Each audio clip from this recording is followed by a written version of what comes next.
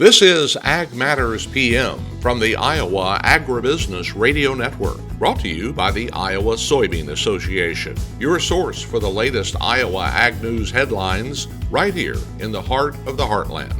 With reports from our award-winning team of Dustin Hoffman, Riley Smith, Mark Magnuson, and Andy Peterson. Now, from the IARN studios in Des Moines, here's Dustin. Hello, everyone, and welcome to Ag Matters PM from the Iowa Agribusiness Radio Network. I'm Dustin Hoffman. Today is Thursday, the 2nd of October, 2025. So glad you could join us here today. Coming up a little later on in the program, we'll take a look at the closing markets and get a recap of the trading day from the folks at agmarket.net.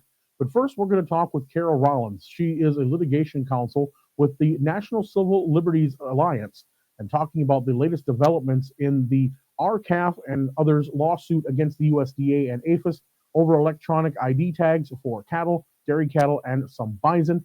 The South Dakota District Court has thrown out USDA's request to dismiss the case, and we get some more updates as to what's happening next and why this is important in the view of RCAF and others to have this re-examined. We're being joined right now by Kara Collins. She's litigation counsel with the National Civil Liberties Alliance. Kara, first of all, thank you so much for taking the time to visit with us today. Happy to be here. All right, so we're talking today about a lawsuit that's going on between your organization and also with RCAF and a couple others, going with the USDA against the USDA and the APHIS group about the EID tags for some cattle and for some bison. You want to quickly give us just an update and remind us what this is all about, and then maybe tell us why you felt that this was something that needed to be litigated in the court system. Sure, happy to. So about a year ago, USDA finalized a rule alongside APHIS, the Animal Plant Health Inspection Service, which mandates electronic ID for certain cattle and dairy cows, as well as bison. We do have some bison involved in this lawsuit for either when their bangs vaccinated or when they move across state lines. It's not all cattle. I get this question all the time. It's about 10% of the nation's herd.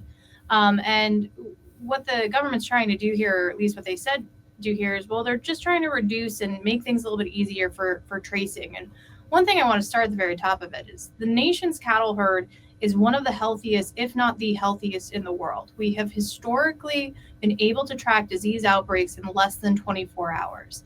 And this, to me, has always felt like a rule that's a problem in search of a solution. And the question is this what we should really be focusing on, particularly when the costs of it are borne by America's, cattle ranchers and dairy farmers? Okay, so we got a ruling because USDA made a motion to dismiss the case, and U.S. District Court in South Dakota said, no, we're going to go ahead and move forward. According to the press release, on much of the argument, can you tell us where things are right now and where that's going to be going forward? And then we can get more into the whys of why this needs to be done. Happy to. So for your listeners and viewers who aren't familiar with legal process, motions to dismiss are the first motions that are typically filed in a lawsuit.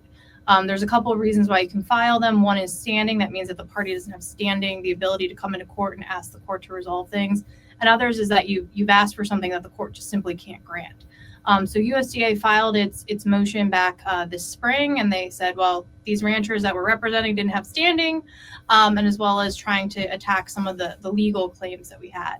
Overall, the court said, no, these folks certainly have standing and the case can proceed, though it's tweaked at the margins somewhat. Okay, so now getting them back into the situation with the EID, what is the concern that you have, what RCAF has? And I know you kind of gave us the 30,000-foot view, but why is it a situation that maybe these producers need to be aware of? So one of the things that we always talk about in this type of work that I do, administrative law, regulatory law, is that agencies can only do what Congress has given them the power to do. That's like a basic fundamental aspect of our three-part our government system. And so here the question is when Congress said that if the secretary or the administrator determines that it's necessary to take certain precautions in the restriction of moving animals across straight lines, does that mean that they can mandate electronic ID? I think our answer is no, is that whatever necessary means, it doesn't mean this, system of mandatory electronic ID. Again, borne by America's ranchers and cattle, or cattlemen and dairy farmers. And so that's the key issue that's going to go forward. Is, did the agency act reasonably when they made this decision? Did they abuse their discretion? One of the critical points that we've consistently raised is that over the years, this is not the first fight over electronically tagging cattle. This fight's been going on for well over a decade. And what the USDA has historically said is, well, in order to have a system that works, an electronic tagging system that works, you need about 60 to 70% of the nation's herd tagged. You need to have the wands, you need to have the software, you need to have the tracking. That's how we get an efficient and workable problem. Here, we're not requiring the wands, we're not requiring the software, and it's only affecting 10%. So our question is, why did you change your position, USDA? And also, how can this really be deemed necessary? It feels more like a bureaucratic nice to have. And one of the arguments you're also putting out there is the fact that the system that's in place right now is obviously working because, as you mentioned earlier, we still have one of the safest cattle herds in the world. Right, and I think that plays into this idea of was this rule necessary? Our answer is unequivocally no. We haven't had an outbreak. To the extent that there were over the years instances of sick cattle, they were found and traced very carefully. My understanding is that in, say, the past 20 years or so, anytime there were sick cattle, in almost every instance, it wasn't a result of those being American cattle. Those were cows that came over the border. And so I think that that's a really important thing, is that I get a lot of frustration expressed to me by ranchers and farmers when I'm talking to them, that they feel like USDA thinks they're not doing a good enough job. And the reality is, the reason our herd is so healthy is because these folks are out there day in, day out, doing the hard work and protecting America's food supply. So if we're looking ahead, and maybe USDA is trying to look for a way to modernize or streamline things, is there a better way they could have gone about it that would have avoided something like this and maybe not put that burden on the cattle producers itself? I mean, one of the arguments the government made in its motion to dismiss is they said, well, we're providing the money for this right now. Now, one of the things that the court came back and said, well, on the face of the rule, you also admitted that, well, we'll provide money until you don't. So I think, lost in this is the money helps, certainly, but this is really about what the agency can actually do. What did Congress authorize it to do? And frankly, are we going to have a mandatory requirement of electronic cattle and this traceability system that we've developed? That's really something Congress should be deciding. The folks, these ranchers, cattlemen, they're members of Congress. They're the ones who should be deciding this, not somebody, out here in the DC region. It hasn't been elected. Well, Kara, I thank you so much for that update. Is there a place where people can find more information or follow along as this suit progresses? Yeah, so as the case progresses, NCLA puts all of the briefs and opinions online, so you can access that at ncla.legal and search for RCAF in the cases page. All right, Kara Rollins has been our guest litigation counsel for the National Civil Liberties Association. Thank you so much for your time today. Thank you. That again was Kara Rollins. She is litigation counsel with the NCLA. We're going to take a quick break and hear from the Iowa Soybean Association and the Soy Checkoff, and come back and take a look at the closing markets. This is Ag Matters PM. Iowa Soybean Association is driven to deliver for Iowa's 40,000 soybean farmers. We're proud to provide objective agronomic research, a helping hand with soil and water stewardship, and timely industry news powered by the Soybean Checkoff. Learn more at iasoybeans.com. It's time now for the Ag Matters PM Closing Market Summary, your source for market analysis and settlement prices from the day's trade in Chicago, courtesy of the folks at agmarket.net. We're back on Ag Matters PM, and it's time for the closing markets, and we're talking right now with Jason Meyer of agmarket.net. And Jason, we had a good day yesterday. Were we able to carry that into a Thursday?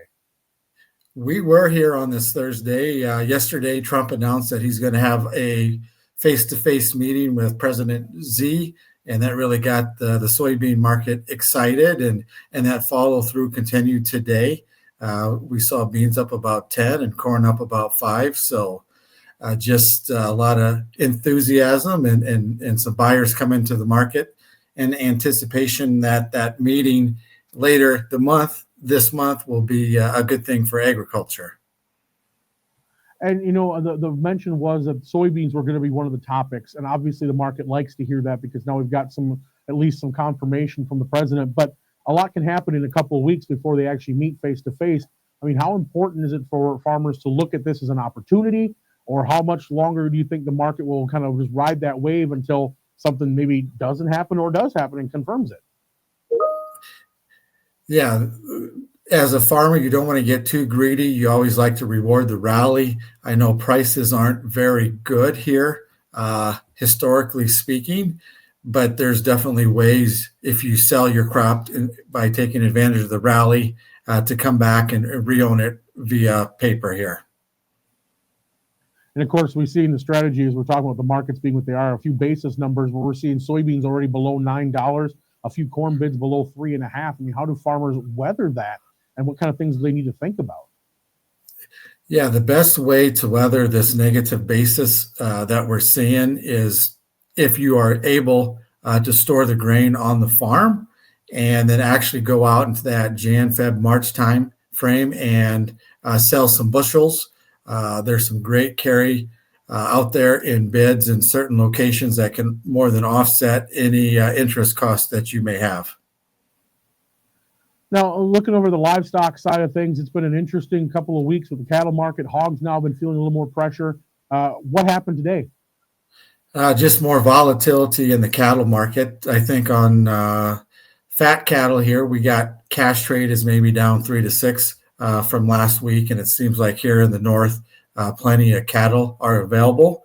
And then on the feeder side of the ledger, the government approved a drug to combat the screwworm. So that put a lot of pressure on the feeder market here today, in my opinion.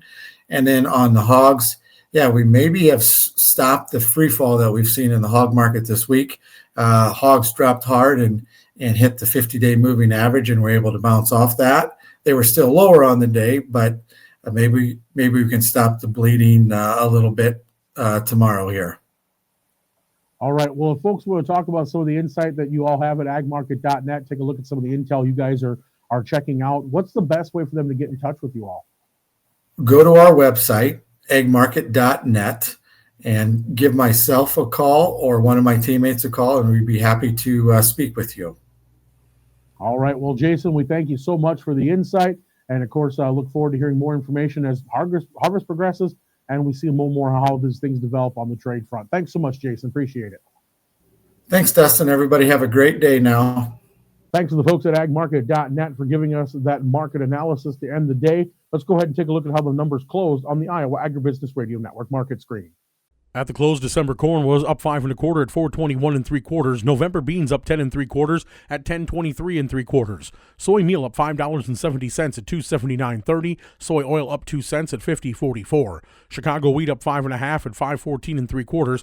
Kansas winter wheat up 3 1/2 at 499 even. Kansas spring wheat up 8 3/4 at 544 even. Minneapolis spring wheat up 3 1/2 at 560 1/2. Oats down 4 cents at 299 3/4. On the Merc, live cattle down 57 cents at 230.52. Feeder cattle down 467. That's at 354.30. Lean hogs up 25 cents at 98.67. Pork cutouts unchanged at 105.45. And Class 3 milk down 20 cents at 17.33. And that's with a check of the closing market recap, and that brings us to the end of today's show. You can find all our content online at iowaagnet.com, as well as follow us on Facebook, X, and our YouTube channel. Don't forget, you can also like and subscribe and hit the bell icon and get notified each time we put out a new video project, including the upcoming Beck's Harvest videos that'll be debuting later on this week. You can take a look at all of our content again online, iowaagnet.com, as well as find replays of Iowa Ag Matters, Weekend Ag Matters, and much more. From the IRN studios in Des Moines, I'm Dustin Huffman. For Mark Magnuson, Riley Smith, and Andy Peterson, we thank you for watching. This has been Ag Matters PM.